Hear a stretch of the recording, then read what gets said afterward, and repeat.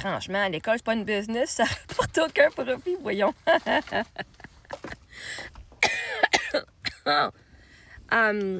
Oh boy, OK. Les enfants vont à l'école, puis après ça, aller au cégep, puis après ça, à l'université, puis après ça, travailler pour payer leurs dettes d'études. C'est une façon, OK? Et là, ça crée des travailleurs qui vont payer de l'impôt, puis ils vont mettre de l'argent dans la pension pour plus tard. Là, on va demander à ChatGPT. Comment est-ce que le système d'éducation au Québec est une machine à profit pour le gouvernement? Très bonne question. On entend souvent dire que l'éducation est un service public, mais quand on regarde en profondeur, on voit aussi comment c'est une véritable machine économique qui profite au gouvernement du Québec. Voici quelques angles. Les taxes et les impôts financent l'éducation et la recyclent. Les parents, travailleurs et entreprises payent des impôts qui financent le système scolaire. Les enseignants, les infrastructures, les salaires des enseignants. Or, ce financement revient au gouvernement sous forme de taxes de consommation. Hein? Fournitures scolaires, matériel technologique, repas, activités parascolaires, logement étudiant. Bien beau qui paye les professeurs, mais tout le matériel, c'est pas le gouvernement qui paye pour. C'est les professeurs avec leur argent qui payent pour leur matériel. C'est l'école qui reçoit des subventions par tête.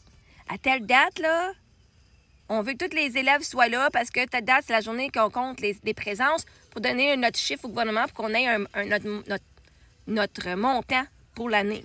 OK? Ils sont financés par tête, les écoles. Je sais pas le montant.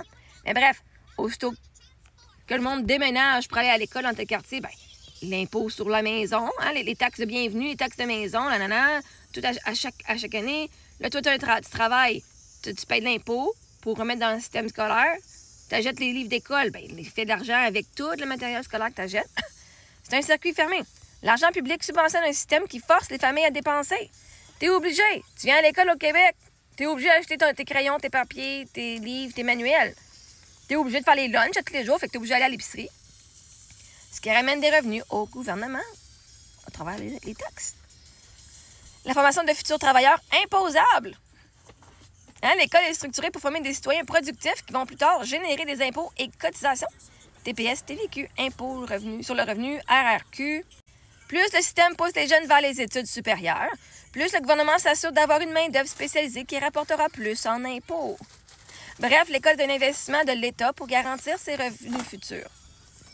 Les frais scolaires et universitaires. Même si l'école est gratuite, au primaire et au secondaire, les parents paient beaucoup en frais cachés, matériel, sorties, frais de surveillance du dîner, les autobus aussi, contributions volontaires obligatoires. Contribution volontaire.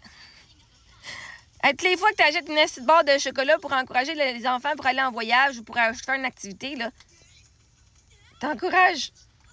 Au cégep et à l'université, les droits de scolarité sont relativement bas comparés aux États-Unis, mais ils représentent quand même centaines de millions par année versés directement au système public. Pour les étudiants étrangers, c'est encore plus flagrant. Leurs frais sont exorbitants. Et ça représente une source de profit énorme pour le Québec. Parce que si tu ne viens pas du Québec, tu vas payer pour le même service énormément d'argent. C'est de l'argent, Chris. L'industrie parallèle de l'éducation. Tutorat, manuel scolaire, fourniture, transport scolaire, garderie scolaire, cantine.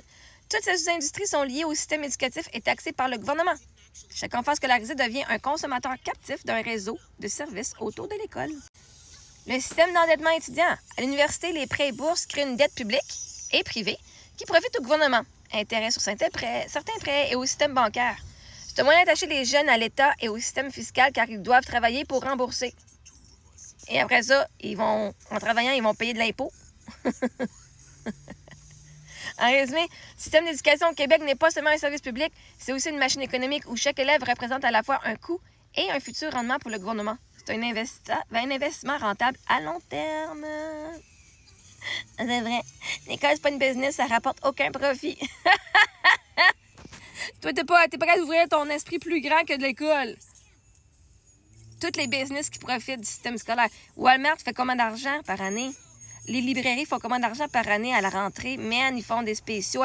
Hey, c'est pas juste l'école, là. C'est comme quand il y a un spectacle. Taylor Swift vient à Montréal.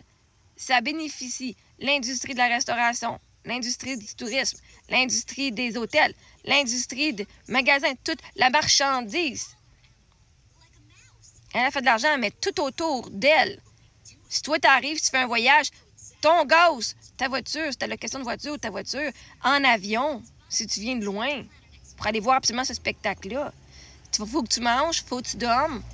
Tu vas peut-être acheter des affaires, tu vas peut-être... Tant qu'à être là, ben, on va aller visiter la Grande Rue Montréal.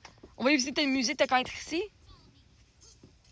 Une business, c'est jamais juste la personne qui bénéficie. C'est tout. Puis vois-tu, t'envoies ton enfant à l'école, les épiceries bénéficient, les librairies bénéficient, la bibliothèque bénéficie, l'Internet bénéficie, les tuteurs bénéficient, tout autour bénéficie. Puis en plus, tout ça, toi, tu payes de l'impôt. Tous ces business-là existent pour que l'école fonctionne et eux doivent payer de l'impôt. Qui s'en va. Ouvre-toi les yeux.